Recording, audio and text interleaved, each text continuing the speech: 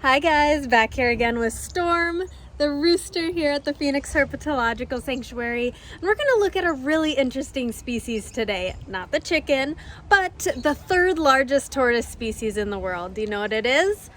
The African Sulcata tortoise. So we're going to take a look at what they take care of over their 100-year lifespan and some few other things that you might not think about before getting one as a pet.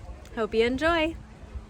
Don't forget to follow me on TikTok at DK Animal Adventures to see some previews of this week's video before it gets put on YouTube.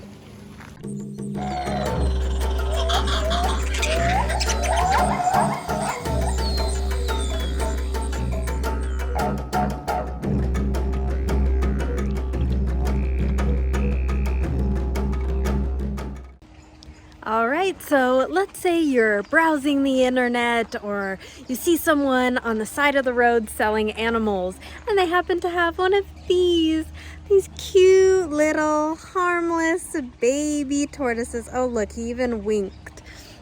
And you think, oh well, I live in an apartment and this little guy, you know, he'll stay this size or he'll be able to only get as big as the enclosure that I give him.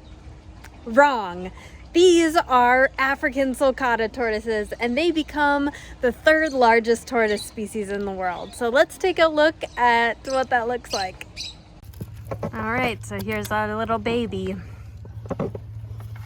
Yep, look at that. This is a giant male African Sulcata tortoise. So this is the kind of size that you're going to be looking at when these little babies grow up.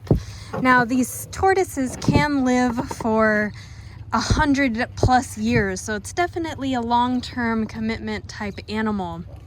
You can tell that this one is a male by this big gular plate up at the front right here. It's kind of hard to see, but we have some other ones joining us. So males have a gular plate down here, and the females don't have as much as one. So we have a lot of these tortoises. So you can see that it's definitely a problem where people buy, again, these tiny little babies and think they could keep them in a small enclosure or in an apartment. But a lot of the times they get this size and people can't take care of them anymore. So we have quite a lot. So obviously keeping this many in these pens isn't ideal, but these tortoises do not have another place to go.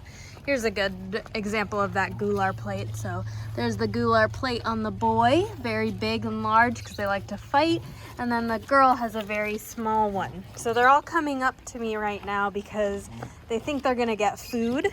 Remember, these were all pets, so they think, hey, there's a human around here. I'm gonna march over there and see if she's bringing me some food. These ones know that I was in here for a minute and they're like, she doesn't have food. But these ones don't know. Hey, buddy. So here's another large male. So again, here's the baby. Very, very big compared to what these babies come out of the egg from. So they do hatch with their little shells on. This underneath that little wide area, that's actually where their belly button is, where that yolk is connected to them. So this one's probably a couple months old. He came from someone who found him on the road, and we get that a lot. So here in Arizona, our ground is kind of perfect for them. So they will dig a hole and they'll lay their eggs in that hole, and if the owners have a few tortoises, they might not notice a female laying her eggs. Here at PHS, we tried to get rid of the eggs because we don't need any more tortoises, but that doesn't stop them from trying to reproduce anyways. It's a natural behavior for them, so obviously it's not something we can stop. Also, these guys are not like mammals. Mammals, spaying and neutering is very easy, usually not too expensive, but for the tortoises, obviously with their shell, the top being called the carapace and the bottom being the plastron, that has that gets in the way. So the veterinarian has to go in there and remove those reproductive parts, and that can cost over $1,000 per tortoise. So you can just imagine 1,000, 2,000, 3,000, 4,000. That's a lot of money for all of these tortoises to be fixed. Okay, so I told you this little cutie is about 2-ish months old.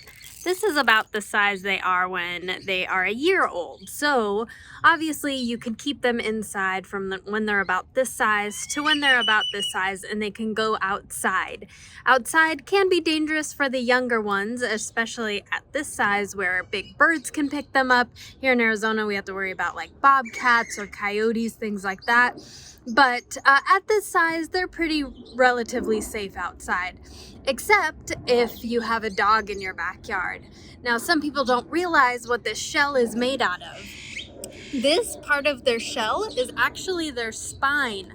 So their spine goes all the way down to their back, and then on the side of their shell is actually kind of like their rib cage. So if you have a dog in your backyard, putting him back down before he falls. If you have your dog in your backyard, you could end up with a tortoise that has been bitten by a dog. Let me show you what that looks like.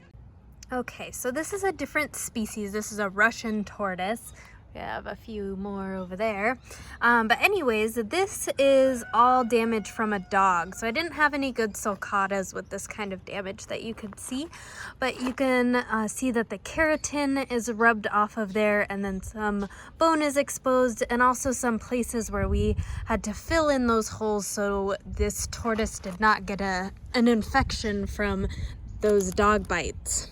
So obviously they can protect themselves by putting in their little hands like this, but if people don't realize that this shell is made out of bone and a dog might think that is a fun chew toy, then you end up with a poor tortoise that goes through a traumatic event and sometimes doesn't survive it. Keeping a tortoise inside also has its health issues. If you don't give them the proper lighting or nutrition, they can develop a shell that looks like this. So our little baby's shell is nice and round, but this tortoise has a shell that has all of these bumps on it. These are called pyramiding, and you can see that dirt is stuck in there. But this happens when the tortoise is not given the proper light or nutrition. So they need the natural sunlight, and there are some really good bulbs you can get that replicate the sunlight, but this tortoise did not receive that kind of lighting and ended up with a shell that is going to remain damaged pretty much his entire life.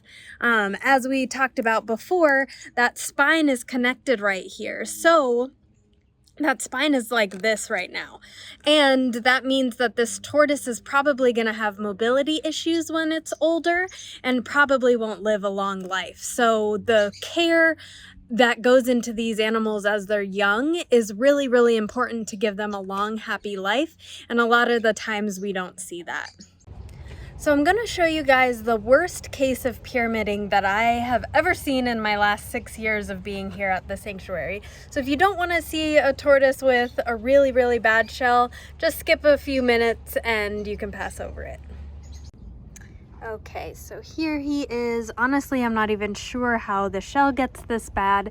You can see that this pyramiding up on top is pretty rough, and then his marginated scutes almost look like they grew rapidly. So I've never seen a tortoise like this before, but he was dropped off a few months ago and he can get around pretty easily, but he does have a pretty overgrown beak. We did trim it down quite a bit, so probably need some more now.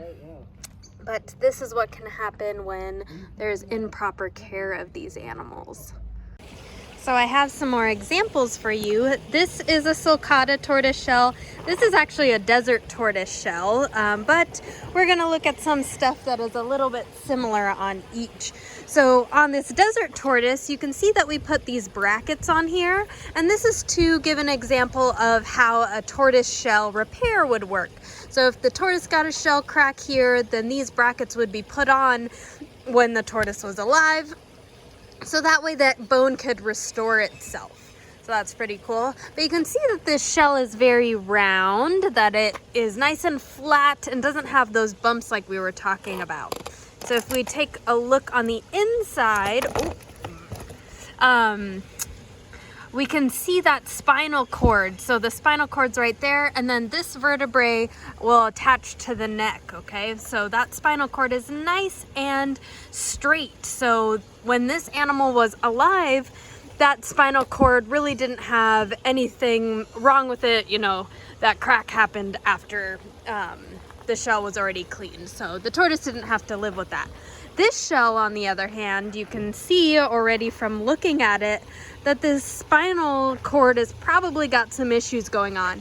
And honestly, this pyramiding isn't even that bad. Like, it's not that much bumped like that little guy we saw earlier. So this right here is a piece of keratin, kind of like your fingernails or your hair, and then this is the actual bone, and you can see those lines in it like we have in our skulls. All right, let's take a look on the inside of this guy. Ooh, so you can see that the spine right here is actually curved really big, right where this big pyramid is on the top. So you can see that bend is actually going to give this tortoise a lot of problems, especially as they get older. So that could have been one of the reasons that this tortoise did pass away. So these are actual shells. So things like that, that on the outside might not look that bad, on the inside, those problems can never be truly reversed. So again, very, very important to give them the proper care. Had them at one of your properties and they moved out and they couldn't take care of them? Yeah, they Okay. Oh. Okay, well, I've got a little bit of paperwork I need to do. We're going to go into the gift. So that tortoise we just walked by, some landlord found it at a property that somebody abandoned the tortoise at. So again, these animals are bought at as these little tiny babies, and then people just don't know what to do with them when they get this big. Some people are able to find us in our sanctuary, and there are a few other places in Arizona that take them in. And we even have some that fly in from other states. So if you have a big enough area, a big yard, lots of space for these animals, these might be the right pet for you, but make sure you're doing your research for any kind of animal you're bringing home, because your new little companion deserves the right kind of care. Until the next animal adventure, love the planet and rattle on. Bye guys.